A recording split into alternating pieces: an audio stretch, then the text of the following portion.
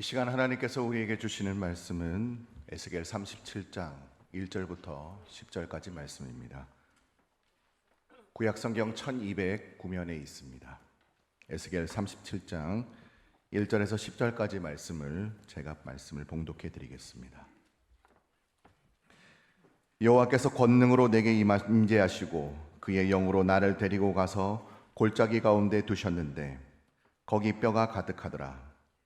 나를 그 뼈 사방으로 지나가게 하시기로 본즉 그 골짜기 지면에 뼈가 심이 많고 아주 말랐더라. 그가 내게 이르시되 인자야 이 뼈들이 능히 살 수 있겠느냐 하시기로 내가 대답하되 주 여호와여 주께서 아시나이다. 또 내게 이르시되 너는 이 모든 뼈에게 대언하여 이르기를 너희 마른 뼈들아 여호와의 말씀을 들을지어다. 주 여호와께서 이 뼈들에게 이같이 말씀하시기를 내가 생기를 너희에게 들어가게 하리니 너희가 살아나리라. 너희 위에 힘줄을 두고 살을 입히고 가죽을 덮고 너희 속에 생기를 넣으리니 너희가 살아나리라. 또 내가 여호와인 줄을 너희가 알리라 하셨다 하라. 이에 내가 명령을 따라 대언하니 대언할 때에 소리가 나고 움직이며 이 뼈 저 뼈가 들어맞아 뼈들이 서로 연결되더라. 내가 또 보니 그 뼈에 힘줄이 생기고 살이 오르며 그 위에 가죽이 덮이나 그 속에 생기는 없더라. 또 내게 이르시되 인자야 너는 생기를 향하여 대언하라. 생기에게 대언하여 이르기를 주 여호와께서 이같이 말씀하시기를 생기야 사방에서부터 와서 이 죽음을 당한 자에게 불어서 살아나게 하라 하셨다 하라.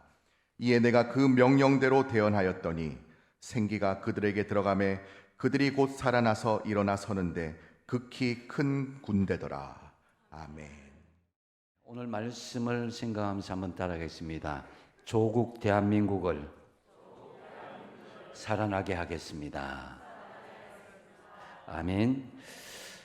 얼마 전에 전 세계적인 언론사인 포브스지가 발표한 2025년 세계 10대 강대국 리스트를 발표했습니다. 한국은 몇이겠습니까? 이번 평가는 리더십과 경제적인 영향력, 그리고 정치적인 힘, 국제동맹, 군사력 이 5가지를 지표로 그 기준으로 삼았다고 합니다. 놀랍게도 대한민국이 6위에 올랐습니다. 1위 미국, 중국, 러시아, 영국, 독일, 그 다음에 대한민국, 프랑스, 일본 이렇게 순으로 나왔습니다. 그런데 이 대한민국을 빼면 공교롭게도 이 나라들은 1, 2차 세계대전의 참전국이었습니다. 이들 국가는 대한민국의 전신인 조선이 멸망할 때 우리 운명을 일본의 식민지로 결정했던 국가들입니다. 이 강대국 가운데 지금 대한민국이 당당하게 이름을 올린다는 것은 120년 현대 인류사의 엄청난 기적이라 할 수 있습니다. 특히 요즘 산업계의 핫 이슈인 AI 분야에서도 꾸준히 우리나라는 전 세계 5위에서 7위를 유지하고 있습니다. 대한민국은 대만과 함께 세계 최고의 반도체 제조 능력을 갖추고 있는데 이 반도체는 AI를 기반으로 모든 국가가 열망하는 요즘 핵심 산업인 것입니다. 반도체뿐만 아니라 제조업은 특이하게도 거의 모든 분야에서 세계적인 경쟁력을 대한민국이 갖추고 있습니다. 스마트폰 판매 세계 1, 2위를 다투고 있고 자동차도 작년 현대 기아가 토요타에 이어서 세계 2위 실적을 달성했습니다. 또 가전산업도 중국에 추적당하고 있지만 실제로 내실 면에서는 세계 1위를 기록하고 있습니다. 전통적인 조선과 중공업도 세계 1, 2위를 다투고 있고 철강산업이나 중화학공업도 중국에 밀려 약간 고전 중이지만 여전히 경쟁력은 세계 최고입니다. 특히 대한민국은 원자력 발전소를 자체적으로 짓고 수출하는 몇 안 되는 나라이기도 합니다. 그리고 소위 K방산이라 불리는 대한민국의 방위산업은 더욱 놀랍습니다. K9이 전 세계 자주포 시장의 50% 이상을 휩쓰는가 싶더니 그 어렵다는 인공위성을 쏘아 올리고 그걸 기본으로 현무라는 엄청난 파괴력을 가진 미사일까지 개발했습니다. 그래서 첨단 전차와 미사일, 전투기에서 잠수함까지 지금 K방산은 연일 수출을 거듭하고 있습니다. 그렇게 잘 나가는 이 미국의 트럼프 대통령조차도 한국의 국방 분야와 조선업 분야에 협력을 요청할 정도입니다. 뿐만 아니라 K문화라 이끄는 한류 문화는 드라마, 영화, 음악, 연극, 음식 등에 이어서 심지어 한글도 이제는 세계적인 열풍으로 위상이 높아지고 있습니다. 여러분, 이처럼 대단한 대한민국 이 나라에 여러분이 살고 있습니다. 그런데 이런 긍정적인 이면 뒤에는 어두운 대한민국의 모습도 같이 공존하고 있는 것이 사실입니다. 빈부와 사상, 세대 간의 또 사회 양극화 현상은 지금 더욱 심화되고 있고 자살률은 OECD 국가 중에서 독보적인 1위를 지속하고 있고 젊은 층들은 결혼과 출산을 기피한 현상들이 점점 가속화되고 있습니다. 지난 5월 28일 수요일에 대한민국은 초고령 사회에 진입했다는 우리가 뉴스를 접하였습니다. 65세 이상의 인구가 전체 인구의 20%를 넘었다는 이 수치는 단순한 통계가 아니라 우리 사회의 구조적인 변화를 의미하는 것이다라고 할 수 있습니다. 사실 이 고령화는 이미 예견은 되었지만은 이렇게 빠르게 진행될 줄은 몰랐습니다. 고령 인구의 증가는 노동력의 감소와 연금 재정의 압박, 의료비 증가, 다양한 사회적인 문제를 야기할 수 있는 시한폭탄과도 같은 것입니다. 특히 생산 가능 인구의 감소는 경제 성장률에도 부정적인 영향을 미칠 것입니다. 이미 울산 지역은 부분적으로 그것을 피부에 접하고 있는 현실입니다. 특별히 2025년 우리 대한민국은 6.25 전쟁 발발 75주년과 함께 광복 80주년이라는 역사적인 해를 맞이하고 있습니다.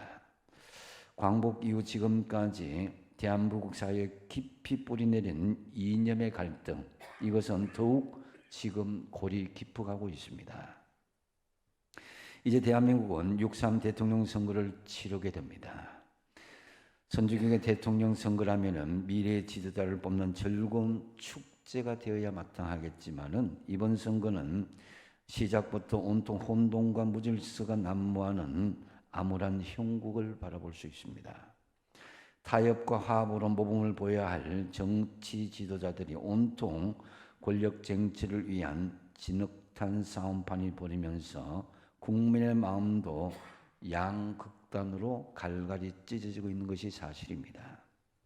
심지어는 가족조차도 이러한 정치 이야기는 할 수가 없는 현실입니다.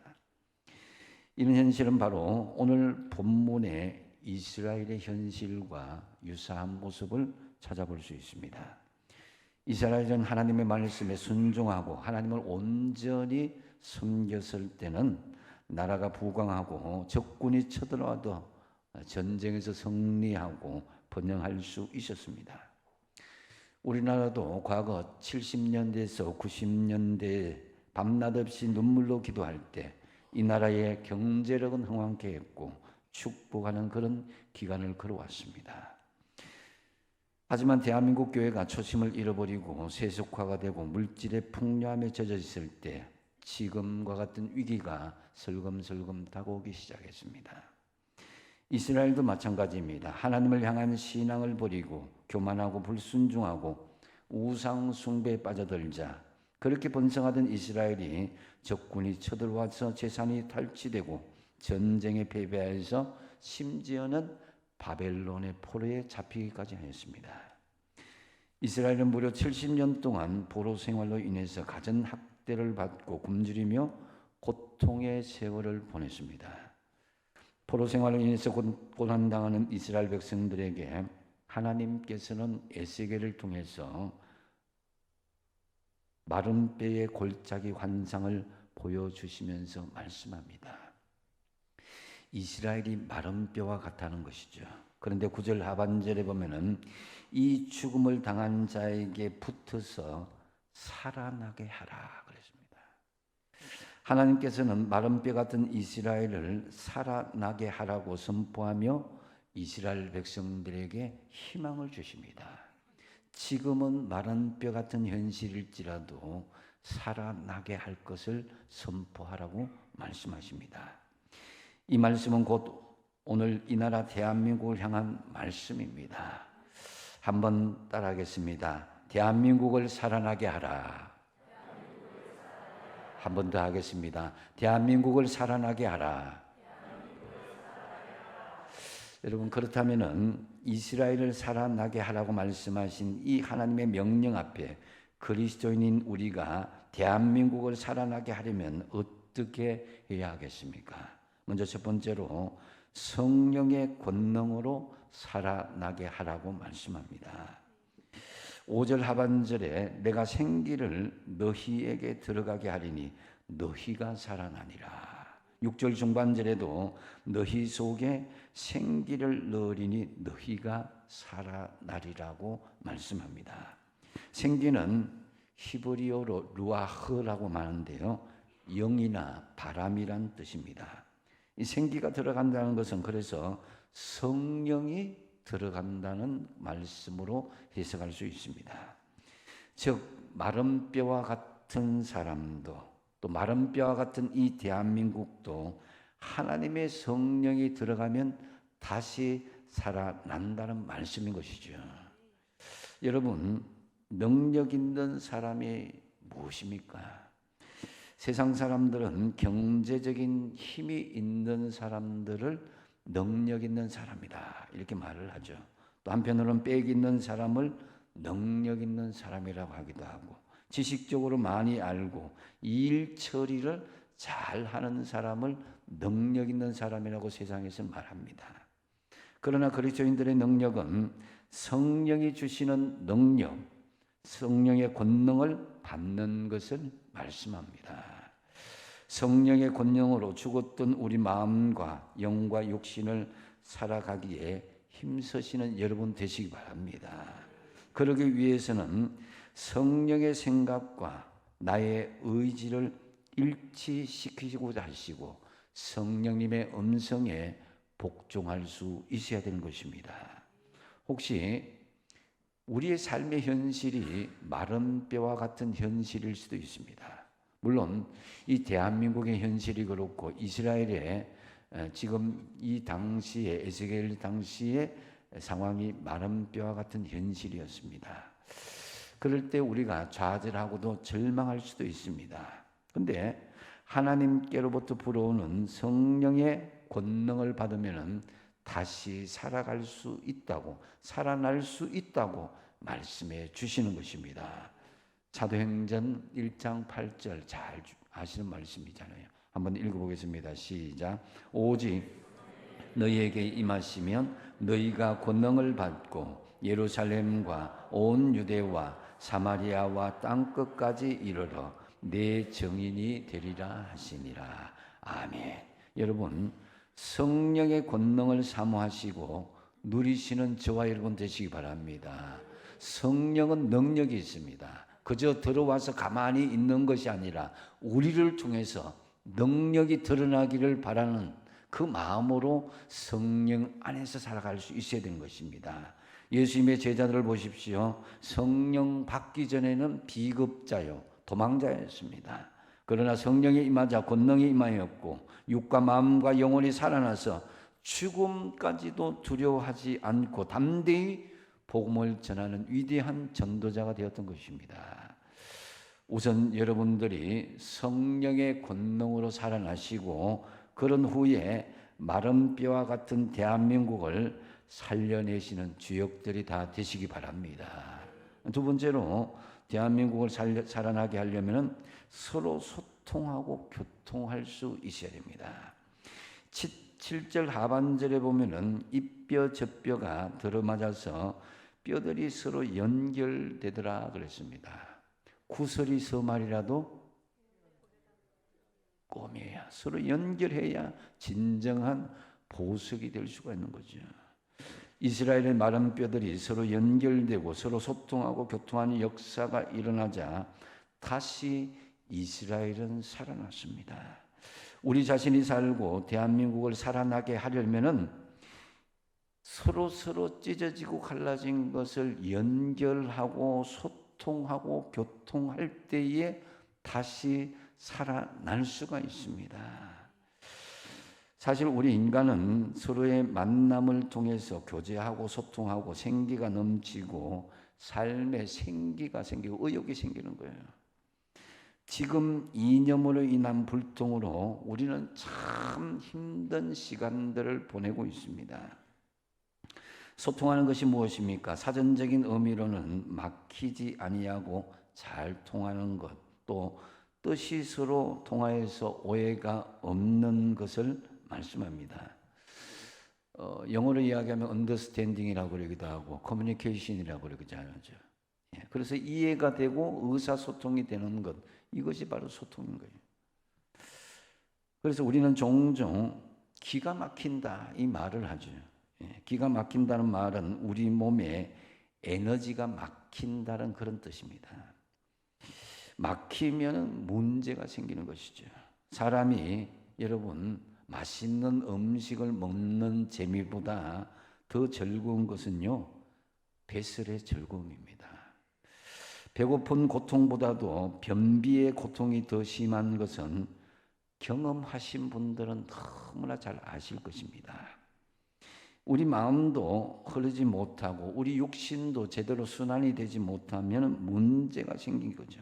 막힌 곳이 없이 우리 마음의 소통이 잘 되면은 그 시원한 느낌이 듭니다. 어떤 사람은 많이 이야기해도 답답한데 어떤 사람은 몇 마디 해도 시원한 느낌이 드는 거죠. 그래서 마음의 교류가 막혀버리면 소통이 안 되고 마음이 썩게 되고 그래서 원통하고 분통함이 그 마음에 쌓이게 되는 것입니다. 반면에 말이 통하면 만사가 통한다 그러죠. 인간관계 가장 중요한 열쇠 중에 하나는 소통입니다. 어떻게 소통하는 것은 너무나 중요한데 대개 이혼 사회의 90%가 소통의 문제라고 합니다. 또 죄수들이 가장 무서워하는 것, 고문이나 어떤 형량을 더 길게 하는 것이 아니라고 합니다. 그것은 바로 소통할 수 없는 독방에 갇히는 것을 가장 무서워한다고 합니다. 그만큼 인간은 너나 할 것 없이 혼자가 되는 것을 가장 두려워하고 소통하지 못하는 그 어려움을 견디지 못하는 경우가 많다라는 거죠. 우리는 많은 사람들을 만나고 서로 대화하고 함께 시간을 보내기 때문에 나는 늘 소통하고 잘 지내고 있다 이렇게 생각할 수도 있습니다. 그런데 여러분 소통의 질이 중요합니다. 많이 만나고 많이 대화하는 것 그게 중요한 게 아니라 어떤 내용으로 어떤 질의 소통을 했느냐. 우리는 최근 코로나 이후에 사람들과의 관계, 신앙의 그런 하나님과의 관계에서도 빈익분, 부익부 현상을 겪고 있습니다. 평소에 소통을 잘하는 사람은 사람과의 소통도 SNS를 통해서, 문자를 통해서, 전화를 통해서 거침없이 더 소통하고 있는 것을 볼 수가 있고요. 하나님과 영적인 관계에서 평소에 잘 말씀으로 묵상하고 영적으로 소통했던 사람은 어떤 상황 가운데서도 더 깊이 하나님과 영적인 관계를 하더라라는 거죠. 그것이 코로나 과정을 겪으면서 우리는 더 깊어지는 사람은 더 깊어지게 되고 그렇지 않은 사람은 더 얕아지게 되는 것을 확인할 수 있었습니다. 믿는 사람들에게 정말 중요한 것은 영적인 소통입니다. 하나님과의 소통이 중요합니다. 그런 다음에 우리가 사람과의 소통이 필요합니다. 특히 사람과의 불통인 관계에 있는 사람들은 무엇 때문에 그랬냐? 자기의 주장과 고집하는 것을 버리지 못할 때 그것이 더 가속화되는 것을 볼 수가 있습니다. 내 입장에서 바라보면, 내 생각에서 바라보면 절대 그것은 있을 수가 없는데, 상대방의 입장에서, 역지사지의 입장에서 바라보면은 그것이 아닐 수도 있다는 거죠. 우리가 절대로 양보하지 못하는 확고한 그것을 여러분 객관화하고 객관적으로 바라볼 수 있는 시각이 생겨야 됩니다. 우리가 그토록 철석같이 믿고 지켜왔던 신앙의 법들의 모든 것이, 여러분이 정말 확고하게 가지고 그것의 모든 것이 정말 사상까지도 포함해서 과연 하나님께서 인정하시고 칭찬하시는 일이겠습니까? 생각해 보십시오. 사실 우리는 하나님이 주신 말씀이나 믿음의 방식, 그리고 우리의 도덕적인 규범들, 사상을 지켜나가는 가운데 좀 더 우리 자신 스스로에게 소통할 필요가 있는 것을 느끼지 않습니까? 특히 나 자신에게 엄격하고 다른 사람에게는 좀 더 유연할 필요가 있는 것입니다. 되게 사람들은 자기 자신에겐 너무나 하나님의 말씀의 믿음, 도덕적인 가치나 사상에 대해서는 관대한 경향이 있으면서도 다른 사람에 대해서는 굉장히 엄격한 잣대, 율법적인 경향이 많은 것은 사실입니다. 쉬운 예로 아이들의 동화 가운데 나와 있는 한 농부 효자가 있었어요. 너무나 효성을 잘하기 때문에 이 부자가 자기는 부모님께 잘한다고 하는데 부모님의 마음이 불편한 걸 느꼈습니다. 그래서 몰래 그 농부가 어떻게 효성을 다하는가 이렇게 보니까 그 농부가 하는 것은 자기가 생각하던 효성의 모습과는 전혀 다른 것이었습니다. 자기가 농사일을 다 짓고 집으로 돌아오는데 어머님은 뭘 했냐면 덜해서 뭘 했느냐, 고생 많았지, 할 일은 별일은 없었느냐 하면서 어깨를 주물러 두고 세숫대야를 가지고 아들의 발을 씻겨주면서 이야기를 나누고 있더라는 거죠. 이 부자의 입장에서는 저게 무슨 효자냐 하고 나중에 이제 그 농부에게 물어봤습니다. 어떻게 당신은 이런데도 불효를 저지르는 것 같은데도 이렇게 효자의 그런 말을 듣느냐? 그러니까 이 농부가 말하기를 저는 효도에 대해서는 잘 모릅니다. 단지 저는 어머님이 원하시는 것을 다 들어드리고 있습니다. 어머님이 저에게 힘든 일을 하고 오면은 대화를 하면서 제 마음을 풀어주셨고 또 그러면서 제 어깨를 주물러주고 발을 주물러주고 제 발을 씻겨주면서 다정하게 저를 아이처럼 대해주는 것 저는 그대로 받아주었을 뿐입니다. 여러분, 소통이란 건 무엇일까요? 바로 이런 류의 모습들. 내 입장에서는 이렇게 해야 부모에게 효도한다. 여러분 어린이 공원에 가서 놀이공원에 가서 어른들 막 휙휙 돌아가는 거 한번 태워드리고 내가 제일 좋아하는 거 해고 효도 다 했다. 그게 소통이 아니잖아요. 어른들이 좋아하는 환경과 조건들, 음식들 이것을 제공할 수 있는 역지사지 입장이 되어야 된다. 그래서 그동안 내가 지켜왔던 내 고집과 방식을 내려놓고 상대방을 배려하는 마음이 있을 때에 그게는 진정한 소통과 교통이 될 수 있는 길이 열리게 되는 거다. 근데 대개 사람들은 남의 마음이 어떻게 하든지 상관없이 자기 방식대로 해놓고는 마음 섭섭하다고 나는 할 도리를 다 했는데 나는 밥도 사주고 원한 그 데리고 다니고 이렇게 좋은 데 데리고 다니는데 이렇게 하면서 섭섭하다고 이야기합니다. 소통하는 사람은요 다 내려놓고 경청할 줄 아는 사람들입니다. 왜 유대인들이 2000년 전에 예수님께로부터 그렇게 신앙생활을 철저히 철저하게 규범과 율법을 지켰음에도 불구하고 이 회칠한 무덤과 같은 자식들아, 독사의 자식들아, 이런 독서를 예수님께로부터 얻어먹었습니까? 그것은 바로 하나님과 소통하지 않은 것은 물론이고 사람과 전혀 소통하지 않았기 때문입니다. 이것도 안 되고 저것도 안 되고 이것을 지켜야 되고 저것도 지켜야 되고 다 꼴망인 거예요. 우리는 지금 하나님과 항상 소통하기 위해 힘쓰는 것처럼 다른 사람들의 마음을 헤아리고 이해함으로써 소통할 수 있는 노력이 있을 때에 그게 혈이 풀리게 된 거예요. 하나님과 소통한다는 것은 성도들 사이에서도 소통하고 이웃과 다른 사람과도 연결되어서 소통하는 것을 의미하는 것입니다.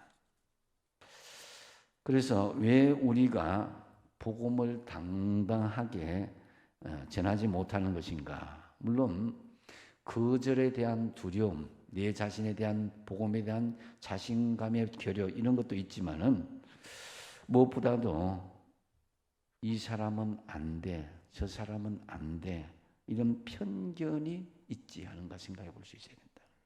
왜 우리 주변의 사람들이 예수를 믿지 않고 내가 정말 다니는 교회에 다니지 않은가? 주변들을 불러보시면은 아직 복음을 받아들이지 못하는 또 여러분 아는 지인들을 한번 바라보십시오. 관계가 원활하지 아니한 사람들 주님의 눈으로 한번 바라보십시오. 우리는 각자가 살아온 삶의 방식과 문화, 신앙의 전통은 다 다릅니다. 다르지만 틀린 것은 아니죠. 각자의 방향이 있을 뿐입니다. 자신들이 지켜온 방식들이 절대적인 진리로 내 주장만 고집하고 주장하지 말고 상대방의 삶의 방식도 이해하고 수용할 수 있는 자세를 가져야 됩니다. 더욱이 우리는 예수 믿는 사람, 그리스도인이란 이름을 가지고 살아가고 있습니다. 자신의 주장과 율법만을 주장하면 주님의 이름을 욕보일 수도 있습니다. 지금 대한민국은 심각한 상태로 불통 상태에 있습니다. 이때 우리 믿는 사람들이 이의 폭을 넓히시고 편견과 선입관을 내려놓고 좀 더 너그러운 마음으로 품어주심으로 소통하고 교통하는 데 여러분이 앞장서 주십시오. 그리하여 해서 마른 뼈와 같은 이 대한민국을 살려내시는 여러분이 되시기 바랍니다. 그 다음 세 번째로 대한민국을 살아나게 하려면 연합하여서 하나가 되게 하라고 말씀합니다. 그것이 오늘 본문 그 뒤쪽에 있는 17절 말씀인데요. 같이 한번 읽어보겠습니다. 시작. 그 막대기들을 서로 합하여 하나가 되게 하라. 네 손으로 둘이 하나가 되리라. 아멘. 이스라엘이 남북 왕조가 연합하여 하나가 될 것을 명령하죠. 지금 우리나라는 남북이 나뉘어졌을 뿐만 아니라 동서가 나눠져 있고 이념으로 나눠져 있고 세대로 나눠져 있습니다. 대한민국이 살아나게 하려면 우리는 연합하는 하나가 되도록 힘써야 될 것인데 지금 대한민국이 상당히 힘들고 어렵습니다. 큰 위기인데 그저 지나가겠지 하는 생각하는 마음으로 우리는 이 시기를 지나가다 보면 나라가 엄청난 위기가 올 수가 있습니다. 그렇기 때문에 사람들은 어떤 경우에는 어려움 당할 때 포기해버리고 눈을 감아버리고 도망가는 사람들이 있습니다. 그렇게 한다고 문제는 해결되지 않습니다. 현실은 달라지지 않습니다. 생각해 보십시오. 우리가 그렇게 갈망했던 해방이 있었습니다. 1945년도. 우리에게 그것이 주어졌지만 5년 만에 우리는 무관심으로 인해서 6.25가 벌어졌고 그 비극으로 한국은 잿더미가 되었습니다. 다시 예상치 못했던 더 엄청난 남북이 갈라지고 말았습니다. 온 나라가 폭삭망했고 전쟁이 끝난 후에 우리나라는 자원도 돈도 없는 세계에서 가장 못 사는 나라로 전락하고 말았습니다.